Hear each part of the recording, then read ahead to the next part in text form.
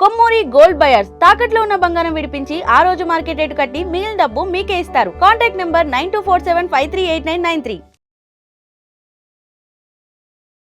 నమస్తే నమస్తే రాధా, నమస్తే. అమ్మ. మనకి సంక్రాంతి పండుగ, అలానే దాని తర్వాత కనుమ పండుగ. అవును, ఈ రెండు పండుగల్లో ఏది ప్రాధాన్యం ఎక్కువగా ఉంటుందమ్మా? కొంతమంది ఏమో కనుమ అంటారు, అవును. కొంతమంది ఏమో సంక్రాంతి పెద్ద సంక్రాంతి పండుగ అంటే అంటారు. వాళ్ళ కొంతమంది ఇది భౌగోళిక స్థితిగతులను బట్టి, వాళ్ళ సాంప్రదాయాలను బట్టి నాన్న ఆంధ్ర వాళ్ళు మాకు చాలా పెద్ద పండుగమ్మ ఇది అంటారు. అవును. సంక్రాంతి పండుగ పెద్ద పండుగ అంటారు. ఉమ్. పంటలన్నీ వస్తాయి, చేస్తాయి. మళ్ళీ అప్పుడు గోవులకు పూజ చేసేదాన్ని కనుమ అంటారు. ఉమ్. అంటే ఏంది, ఎప్పుడైతే ఫస్ట్ రోజు ఫస్ట్ రోజు భోగి రోజు బ్యాడ్ అంతా తీసేసాం, రెండవ రోజు సంక్రాంతిని పండుగ చేసుకున్నాం, మూడవ రోజు భూమికి సంబంధించింది కనుమ అంటే. ఉమ్. అంటే ఏంటిదంటే ఆ, గోసంతతికి పూజ చేస్తారు ఆ రోజు. ఉమ్. సంతతికి పూజ చేసి వాటికి ఆహారం ఇవ్వడం కానీ ఏదైనా చేయడం కానీ చేస్తారు. కాబట్టి కనుమ రోజు కాకైనా పోదని మనం ఎవరిని కూడా ఊర్లలో ప్రయాణం చేయకూడదని అవును ఒక అంటారు. శాస్త్రం కూడా పెట్టారు. ఉమ్. ఎందుకంటే ఆ 2 రోజులు లక్ష్మీనారాయణుడికి సంబంధించిన రోజులు కాబట్టి. అంటే సూర్యనారాయణుడి నెల రోజుల నుంచి ధనుర్మాసం వచ్చింది. భోగి రోజు బ్యాడంతా తీసేసాము, తర్వాత సంక్రాంతి నాడు మంచిగా అప్పుడు నాన్ వెజ్ తినరు, ఉమ్. కనుమ రోజు నాన్ వెజ్ తింటారు. తింటారు. అవును. కాబట్టి అక్కడ దాకా లక్ష్మీనారాయణుని పూజలు ఎప్పుడైతే చేస్తామో సిస్టమేటిక్ పద్ధతులు కొన్ని ఉన్నాయి, ఆ పద్ధతుల ప్రకారమే మనం చేస్తాం. ఉమ్. ఎందుకు అంటే భౌగోళికంగా మన శరీరానికి కఫ వాత పిత్త తత్వాలు 3 ఉన్నాయి. ఉమ్. అయితే మన వినాయక చవితి రోజు ఈ రకమైన ప్రసాదాలు చేయాలి, ఈ సంక్రాంతికి నువ్వులతో కూడుకున్నటువంటివి చేయాలి అని. ఉమ్. మా తెలంగాణలో నువ్వులు చక్కెర ఇస్తారు, ఆహా. ఇనుమ సామాన్లు దానం చేస్తారు, ఉమ్. గాజువి కానీ ఏదో ఒక గిఫ్ట్లు ఇస్తారు 3 రోజులు. ఇక్కడ ఆంధ్ర వాళ్ళు నువ్వులు ఎవరన్నా ఇస్తే తీసుకోరు, ఉమ్. వాళ్ళకి అవును. అది శని దోషాలు శని వస్తాయి, దోషం మాకు వస్తది మేము అన్నట్టు. తీసుకోము అని అంటారనమాట. మనకు ఏమైపోతుందంటే నాన్న, ఒక్కొక్క పర్యావరణాన్ని అనుసరించి, భౌగోళిక పరిస్థితులను అనుసరించి, తర్వాత వాళ్ళ ఉన్నటువంటి ఈ జీవన విధానాన్ని అనుసరించి కొన్ని నమ్మకాలు, పూజలు, విశ్వాసాలు, ఇవన్నీ పూజల్లో ట్రెడిషన్స్ ఉన్నాయి. వాటి ప్రకారమే ఇప్పుడు కరీంనగర్ పిల్ల వచ్చింది, ఆంధ్ర పిల్లగాడు వచ్చిండు, పెళ్లి చేసిండు, కథనే ఉంటుంది అక్కడ. మొత్తం వేరుంటది. అవును. ఈ పిల్లనేమో వేరే వంటలు వేరు, వ్యవహారం వేరు. ఇది పెద్ద పండుగ అంటే పిచ్చి పండుగ. ఉమ్. అక్కడ అత్తగారింట్లోనేమో ఇదే పెద్ద పండుగ. అవును. ఇక్కడనేమో దిష్టి తీసి పడేస్తారు, బూడిది గుమ్మడికాయ. ఉమ్. బూడిద గుమ్మడికాయలను దిష్టి తీసి పడేసి పడేస్తారు. తెలంగాణలో తద్దినాడ చేస్తారు. ఉమ్. ఆంధ్రాలో ఈ గుమ్మడికాయలే విశేషము, ఏ శుభం జరిగినా వడలు చేసుకోవడం, అవును. గుమ్మడికాయలు దిష్టి తీసే, అన్ని డిఫరెన్స్ ఉంటాయి అన్ని కొంచెం. తేడా ఉంటాయి. ఎందుకంటే పర్యావరణ పరిస్థితులను బట్టి, అక్కడ పండిన పంటలను బట్టి ఆచార వ్యవహారాలు భౌగోళికంగా, శారీరకంగా మన శరీరానికి అనువుగా ఉండే పంటలే అక్కడ పండుతాయి, అక్కడే ఆచార వ్యవహారాలు ఉంటాయి. విజయవాడలో ఉన్నోళ్ళు ఏం చేస్తారు, మంచి అంత స్వీట్స్ కానీ రకరకాలైన వంటల, కాజు అవన్నీ స్పెషల్ వంటకాలన్నీ ఆంధ్రానే. అవునమ్మా. తెలంగాణలో ఉండేవి డ్రై ఫ్రూట్స్తో చేసేవి, చకిలాలు అవన్నీ కొంచెం అవన్నీ వేరే, ఇక్కడ డిఫరెంట్ టైప్ అవును. డిఫరెంట్. అక్కడ అంత నూనెల పదార్థాలు ఎందుకు తింటారు, అక్కడ నీటి పరివాహక ప్రాంతం కాబట్టి అలాంటి ఆయిల్ లేకుండా. ఆంధ్ర వాళ్ళు ఏం చేస్తారు, పావు కిలో నూనెలో కానీ కూర పోపేసుకోరు. అవును. తెలంగాణలో 2 చుక్కల నూనె, చెంచాల నూనె వేసి పోపేసుకుంటారు. ఎందుకంటే ఇది డ్రై ఏరియా, ఉమ్. ఇక్కడ నూనె ఎక్కువ తింటే ఇంకా వేడి ఎక్కువ వేడి అయిపోతుంది. ఎక్కువైపోతుంది. అక్కడ వాళ్ళకి చలువ ప్రాంతము కాబట్టి నూనెలు ఎక్కువ వేసుకొని వాళ్ళు తింటారు.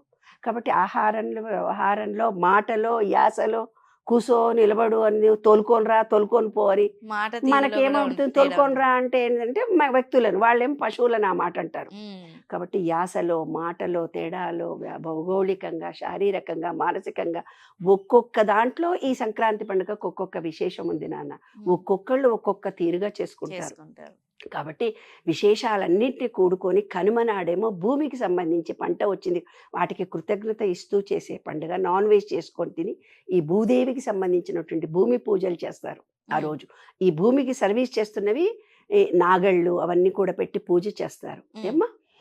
తర్వాత ఏం చేస్తారంటే ఏవో ఆటలు ఆడించుకుంటారు, మద్రాసులో ఏదో చేస్తారు, ఒకళ్ళతో ఒకళ్ళు అవును. దెబ్బలు తగిలించుకుంటారు, అవన్నీ ఉంటాయి. అంటే వాళ్ళ ఆచార సంప్రదాయాలను బట్టి ఉంటాయి, కానీ మనం అంత లోతుగా వెళ్ళాల్సిన అవసరం లేదు.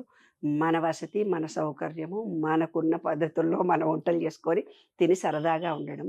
ఏ రోజైతే సంక్రాంతి నీకు అయిపోతుందో కొత్త భావాలతో, కొత్త ఆలోచనలతో నీ బాడీ ఎలాగైతే సమాయత్తం అవుతుంది, అప్పటిదాకా చలిగా ఉన్నటువంటి నీ బాడీ ఇమ్మీడియట్గా ఎండకు తట్టుకునే పరిస్థితి, అంటే ఎనర్జీ లెవెల్స్ డిఫరెంట్గా మారిపోతాయి.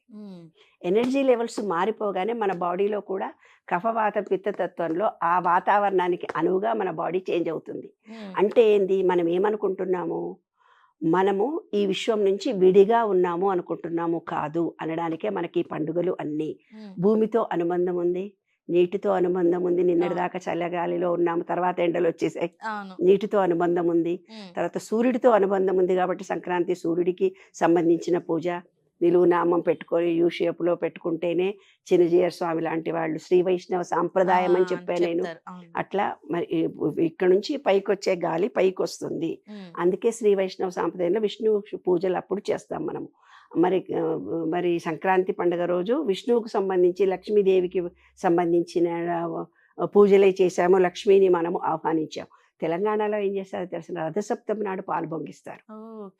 రథసప్తమి నాడు ఇంటి ముందు పిడకలు పేర్చి 4 వైపులా గొబ్బెమ్మలు పెట్టి దారం 7 వరుసల దారాన్ని కట్టి ఇంటి ముందు ఒక కొత్త కుండలో పాలు పోసి పొంగిస్తారు. పొంగించి దాంట్లో బియ్యము మళ్ళంటేనేమో బెల్లము వేసి నెయ్యి వేసి తారగింపు పెట్టి తింటారు ఆ రోజు. రథసప్తమి నాడు సూర్యుడికి సంబంధించింది. ఇక్కడ ఆంధ్ర వాళ్ళు ఇప్పుడే చేస్తారు పులగం లాంటిది చేసుకొని ఆ రోజు తింటారు.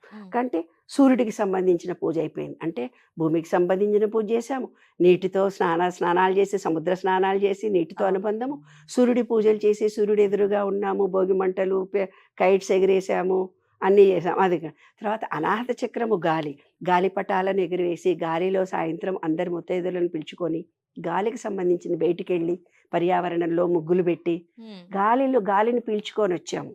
ఏమ్మా, గాలికి అనుబంధం.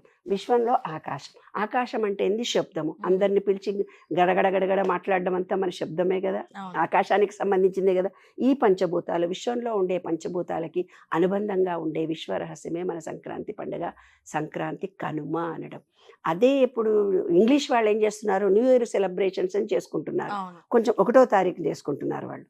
ఏమ్మా, వాళ్ళు 1వ తారీఖు చేసుకుంటున్నారు, మనం 15వ తారీఖు 15 రోజుల తర్వాత చేసుకుంటున్నాము.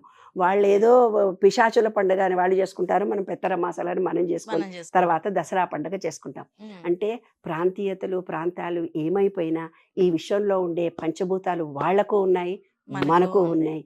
ఏ పండుగ అయినా సరే ఈ పంచభూతాలకి అనుబంధంగా జరిగే పండుగలే ఇవన్నీ కూడా.